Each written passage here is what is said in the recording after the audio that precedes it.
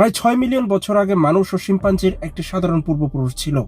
কিন্তু সেই পূর্বপুরুষ ঠিক কোথায় বসবাস করত, দেখতে কেমন ছিল এবং কোন পরিবেশে মানুষের ও শিম্পাঞ্জির বংশধারা আলাদা হয়ে গিয়েছিল, এইসব প্রশ্নের নির্দিষ্ট উত্তর আজও বিজ্ঞানীদের কাছে নেই। দীর্ঘদিন ধরে আফ্রিকাকেই এই বিবর্তনের সূতিকাগার বলে মনে করা হলেও সাম্প্রতিক কিছু জীবাশ্ম আবিষ্কার ইউরোপের সম্ভাবনাও উড়িয়ে দিচ্ছে না। এই ঘটনা ঠিক কখন ঘটেছিল? সেই সর্বশেষ অভিন্ন পূর্বপুরুষ দেখতে আসলে কেমন ছিল? সে কি মূলত গাছে বসবাসকারী একটি বন মানুষ ছিল, নাকি খোলা তৃণভূমির জীবনের সঙ্গে খাপ খাওয়াতে দুই পায়ে হাঁটা শুরু করেছিল?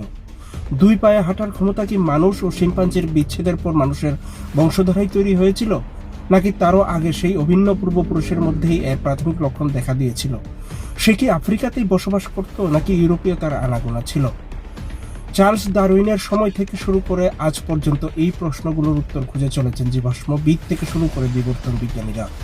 গত কয়েক দশকে জীবাশ্মের পাশাপাশি ডিএনএ বিশ্লেষণ বিজ্ঞানীদের হাতে এক নতুন শক্তিশালী অস্ত্র তুলে দিয়েছে। কারণ জীবাশ্ম আমাদের দেহের আকৃতি সম্পর্কে ধারণা দেয়, কিন্তু ডিএনএ আমাদের বলে দেয় সম্পর্কের ইতিহাস। আমাদের শরীরের প্রতিটি কোষের নিউক্লিয়াসে সংরক্ষিত ডিএনএ আসলে কয়েক কোটি বছরের বিবর্তনের একটি জীবন্ত দলিল। সেই দলিল পরে বিজ্ঞানীরা বুঝতে চান কোন প্রজাতি কখন আলাদা হয়েছে, কোন জিন পরিবর্তিত হয়েছে এবং কিভাবে একটি সাধারণ পূর্বপুরুষ থেকে সম্পূর্ণ ভিন্ন দুটি প্রজাতির জন্ম হয়েছে। সাম্প্রতিক গবেষণায় বিজ্ঞানীরা এই দীর্ঘ অনুসন্ধানে একটি বড় অগ্রগতি অর্জন করেছেন। শিম্পাঞ্জি, গরিলা এবং ওরাংওটাংয়ের সম্পূর্ণ জিনোম প্রথমবারের মতো প্রায় নিখুঁতভাবে সিকোয়েন্স করার ফলে মানুষের সঙ্গে তাদের প্রকৃত জিনগত সম্পর্ক নতুনভাবে বিশ্লেষণ করা সম্ভব হয়েছে। এই গবেষণা শুধু মানুষ ও শিম্পাঞ্জির বিচ্ছেদের সময় আরও নির্ভুলভাবে নির্ধারণ করেনি, বরং আমাদের হারিয়ে যাওয়া সেই অভিন্ন পূর্বপুরুষকে খুঁজে পাওয়ার ক্ষেত্রটিও অনেক সংকুচিত করে দিয়েছে। 1871 সালে চার্লস ডারউইন তার বিখ্যাত গ্রন্থ দ্য ডিসেন্ট অফ ম্যান প্রকাশ করেন। সেখানে তিনি প্রথম সুস্পষ্টভাবে যুক্তি দেন যে মানুষ ও আধুনিক বন মানুষের একটি অভিন্ন জৈবিক পূর্বপুরুষ ছিল। সেই সময় এই ধারণা ছিল অত্যন্ত বিতর্কিত, কারণ তখনও ডিএনএ সম্পর্কে মানুষের কোনো ধারণা ছিল না। বিজ্ঞানীদের ভরসা ছিল কেবল জীবাশ্ম। বিজ্ঞানীদের বিশ্বাস ছিল পৃথিবীর কোথাও নিশ্চয়ই এমন কোনো প্রাণীর হাড় লুকিয়ে আছে যাকে মানুষ এবং শিম্পাঞ্জির মধ্যবর্তী হারিয়ে যাওয়া সংযোগ বা মিসিং লিঙ্ক বলা যাবে। মানুষের সঙ্গে শিম্পাঞ্জির ঘনিষ্ঠ সম্পর্কের ধারণা অবশ্য আরও আগে থেকেই ছিল, কারণ মুখের স্ট্রাকচার, হাতের আঙুল, দাঁতের বিন্যাস, কাঁধের জয়েন্ট, মস্তিষ্কের কাঠামো সব ক্ষেত্রেই শিম্পাঞ্জির সঙ্গে মানুষের বিস্ময়কর মিল রয়েছে। গরিলা আকারে বড় হলেও মানুষের সবচেয়ে কাছের জীবিত আত্মীয় যে শিম্পাঞ্জি, তা বিজ্ঞানীরা দীর্ঘদিন ধরে অনুমান করেছিলেন। তবে অনুমান আর বৈজ্ঞানিক প্রমাণ এক বিষয় নয়। 1975 সালে প্রথমবার মানুষের জিনের সঙ্গে শিম্পাঞ্জির তুলনা শুরু হয়। ফলাফল বিজ্ঞানীদেরও বিস্মিত করে। দেখা যায় প্রোটিন তৈরির জন্য দায়ী জিনগুলোর প্রায় 99%ই মানুষ ও শিম্পাঞ্জির মধ্যে অভিন্ন। এই ফলাফল জনপ্রিয় সেই ধারণার জন্ম দেয় যে মানুষ ও শিম্পাঞ্জি 99% একই। যদিও এই বক্তব্যের একটি গুরুত্বপূর্ণ সীমাবদ্ধতা রয়েছে। এই 99% মিল পুরো জিনোমের নয়, এটি মেনলি প্রোটিন সৃষ্টিকারী জিনগুলোর ক্ষেত্রে প্রযোজ্য। অনেকের জিনোম নিয়ে সম্পূর্ণ নলেজ নেই, থাকার কোথাও নয়। তাহলে ছোট করে জিনোম নিয়ে আলোচনা করে নিই। জিনোম আসলে কি? জিনোম হলো একটি জীবের শরীর তৈরির এবং পরিচালনার জন্য প্রয়োজনীয় সমস্ত জিনগত তথ্যের পূর্ণ সংগ্রহ। অর্থাৎ একটি কোষে থাকা সম্পূর্ণ ডিএনএ, যেখানে সব জিন এবং জিনের বাইরের অংশও রয়েছে, সব মিলিয়ে সেটাই জিনোম। অন্যদিকে জিন হলো সেই ডিএনএর একটি নির্দিষ্ট অংশ যা কোনো বিশেষ কাজের নির্দেশনা বহন করে, যেমন চোখের রং, রক্তের একটি নির্দিষ্ট প্রোটিন বা কোনো এনজাইম তৈরির নির্দেশ। মানুষের সম্পূর্ণ জিনোমের মাত্র প্রায় 2% সরাসরি প্রোটিন বানানোর নির্দেশনা ক্যারি করে। বাকি 98%কে একসময় জাঙ্ক ডিএনএ বলা হলেও আজ বিজ্ঞানীরা জানেন এই বিশাল অংশের অনেকটাই বিভিন্ন জিন কখন, কোথায় এবং কত পরিমাণে সক্রিয় হবে তা নিয়ন্ত্রণ করে। ভ্রূণের বিকাশের সময় কোনো প্রোটিন কখন তৈরি হবে, কতক্ষণ তৈরি হবে, কিংবা আদৌ তৈরি হবে কিনা, এইসব সিদ্ধান্ত অনেকাংশে এই নিয়ন্ত্রক ডিএনএ অঞ্চলগুলো নেয়। ফলে একই ধরনের প্রোটিন কোডিং জিন থাকা সত্ত্বেও দুটি প্রাণের শরীরের গঠন, মস্তিষ্কের বিকাশ, আচরণ কিংবা বুদ্ধিমত্তায় বিশাল পার্থক্য তৈরি হতে পারে। আরও একটি গুরুত্বপূর্ণ বিষয় হলো জিন ডুপ্লিকেশন। বিবর্তনের ইতিহাসে কোনো একটি জিনের অতিরিক্ত কপি তৈরি হয়ে গেলে মূল জিনটি তার স্বাভাবিক কাজ চালিয়ে যেতে পারে, আর অতিরিক্ত কপিতে ধীরে ধীরে নতুন পরিবর্তন জমতে থাকে। বেশিরভাগ পরিবর্তনই ক্ষতিকর হওয়ায় প্রাকৃতিক নির্বাচন সেগুলো বাদ দেয়। কিন্তু কখনো কোনো পরিবর্তন যদি উপকারী হয় তাহলে সেটি টিকে যায় এবং ভবিষ্যৎ প্রজন্মে ছড়িয়ে পড়ে। এভাবেই নতুন নতুন জিনগত বৈশিষ্ট্যের জন্ম হয়। বিবর্তন বিজ্ঞানে এই প্রক্রিয়াকে নিও ফাংশনালাইজেশন বলা হয়। মানুষের বড় মস্তিষ্ক, জটিল স্নায়ুতন্ত্র এবং উন্নত জ্ঞানীয় ক্ষমতার পেছনেও এমন কিছু জিনের অতিরিক্ত অনুলিপির গুরুত্বপূর্ণ ভূমিকা রয়েছে বলে বিজ্ঞানীরা মনে করেন। তবে এত সব জিনগত তথ্য থাকা সত্ত্বেও একটি মৌলিক প্রশ্নের উত্তর বহুদিন স্পষ্ট ছিল না। মানুষ ও শিম্পাঞ্জি ঠিক কখন আলাদা হয়েছিল? এই সময় নির্ধারণে বিজ্ঞানীরা ব্যবহার করেন এক ধরনের মলিকিউলার ক্লক বা আণবিক ঘড়ি। দুটি প্রজাতির ডিএনএতে যত বেশি পার্থক্য জমেছে তাদের বিচ্ছেদ তত আগে ঘটেছে। কিন্তু বাস্তবে এই হিসাব করা সহজ নয়, কারণ সব জিন একই গতিতে পরিবর্তিত হয় না। তাছাড়া দীর্ঘদিন মানুষের জিনোম অত্যন্ত সূক্ষ্মভাবে সিকোয়েন্স করা হলেও শিম্পাঞ্জির জিনোমে অনেক ফাঁক ছিল, ফলে তুলনাটি ছিল অসম্পূর্ণ। এই সীমাবদ্ধতা দূর করার জন্য তৈরি হয় আন্তর্জাতিক primate telomere to telomere consortium. 40টিরও বেশি গবেষণাগারের 120 জনের বেশি বিজ্ঞানী এতে অংশ নেন।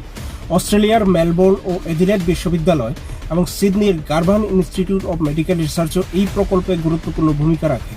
আধুনিক লং রিড ডিএনএ সিকোয়েন্সিং প্রযুক্তি, উচ্চ ক্ষমতা সম্পন্ন কম্পিউটেশনাল বিশ্লেষণ এবং জটিল জিনোম সংযোজন পদ্ধতি ব্যবহার করে তারা প্রথমবার শিম্পাঞ্জি, গরিলা ও ওরাং ওঠাঙের প্রায় সম্পূর্ণ জিনোম তৈরি করেন। টেলোমিয়ার টু টেলোমিয়ার নামটির অর্থই হলো একটি ক্রোমোজোমের এক প্রান্ত থেকে অন্য প্রান্ত পর্যন্ত সম্পূর্ণ ডিএনএ সিকোয়েন্স পড়ে ফেলা, যাতে মাঝখানে কোনো অজানা অংশ না থাকে। এই পূর্ণাঙ্গ তথ্য বিশ্লেষণ করে বিজ্ঞানীরা নতুন করে বিবর্তনের পারিবারিক বৃক্ষ নির্মাণ করেন। সেখানে দেখা যায় সবার আগে ওরাং ওঠাঙের পূর্বপুরুষ অন্য শাখা থেকে আলাদা হয়ে যায়, আজ থেকে প্রায় 18.2 থেকে 19.6 মিলিয়ন বছর আগে। এরপর গরিলার পূর্বপুরুষ আলাদা হয় প্রায় 10.6 থেকে 10.9 মিলিয়ন বছর আগে। সবশেষে মানুষ ও শিম্পাঞ্জির পথ আলাদা হয়ে যায় প্রায় 5.5 থেকে 6.3 মিলিয়ন বছর আগে। অর্থাৎ বহুদিনের বিতর্কের পর এখন বিজ্ঞানীরা আগের চেয়ে অনেক বেশি আত্মবিশ্বাসের সঙ্গে বলতে পারছেন যে এই বিচ্ছেদ সম্ভবত প্রায় 5.9 মিলিয়ন বছর আগে হয়েছিল। এই গবেষণার আরেকটি গুরুত্বপূর্ণ ফল হলো মানুষ ও শিম্পাঞ্জির প্রোটিন কোডিং জিনে মিল থাকলেও বহু জিনের অতিরিক্ত অনুলিপিতে উল্লেখযোগ্য পার্থক্য রয়েছে। গবেষণার অন্যতম নেতা ওয়াশিংটন বিশ্ববিদ্যালয়ের অধ্যাপক ইভান আইকলার বলেন, শত শত প্রোটিন কোডিং জিন রয়েছে যেগুলোর অনুলিপি প্রতিটি প্রজাতির জন্য স্বতন্ত্র। তার মতে এই অতিরিক্ত জিনগুলোর অনেকগুলোই মানুষের বিশেষ বৈশিষ্ট্য, বিশেষ করে বড় মস্তিষ্কের বিকাশ ঘটাতে গুরুত্বপূর্ণ ভূমিকা রেখেছে। এই বক্তব্য শুধু একটি পর্যবেক্ষণ নয়, এটি বিবর্তন বিজ্ঞানের একটি বড় ধারণাকে আরো শক্তিশালী করে। অর্থাৎ মানুষকে আলাদা করেছে শুধু নতুন জিন নয়, বরং বিদ্যমান জিনগুলোর সংখ্যা, নিয়ন্ত্রণ এবং ব্যবহারের পদ্ধতিও। এখন প্রশ্ন হলো, সেই শেষ অভিন্ন পূর্বপুরুষ কে ছিল? নতুন সময়সীমা নির্ধারণ হওয়ার পর সম্ভাব্য প্রার্থীর সংখ্যা অনেক কমে এসেছে। দীর্ঘদিন ধরে সবচেয়ে শক্তিশালী প্রার্থী হিসেবে বিবেচিত হচ্ছে সাইলান্থ্রোপাস চাদেনসিস, চাঁদের মরুভূমি থেকে আবিষ্কৃত এর বিখ্যাত ফুলিটির তাক নাম তুমাই। এর বয়স প্রায় 7 মিলিয়ন বছর। At the end of the day, you made the biggest discovery since Dart's time, an almost complete skull, Sahelanthropus chadensis, known as Tumai. এছাড়া কেনিয়া থেকে পাওয়া ওরোরিন তুগেনেনসিস এবং গ্রিস ও বুলগেরিয়া থেকে পাওয়া গ্রেকোপিথেকাস ফ্রেইবার্গি সম্ভাব্য প্রার্থী হিসেবে আলোচনায় রয়েছে। বিশেষ করে গ্রেকোপিথেকাস যদি সত্যি মানুষের ও শিম্পাঞ্জির শেষ অভিন্ন পূর্বপুরুষের কাছাকাছি কোনো প্রজাতি হয়ে থাকে, তাহলে মানব বিবর্তনের ইতিহাসে বড় পরিবর্তন আসতে পারে। কারণ সেক্ষেত্রে মানুষের উৎপত্তির একাংশ আফ্রিকার পরিবর্তে ইউরোপের সঙ্গে যুক্ত হতে পারে।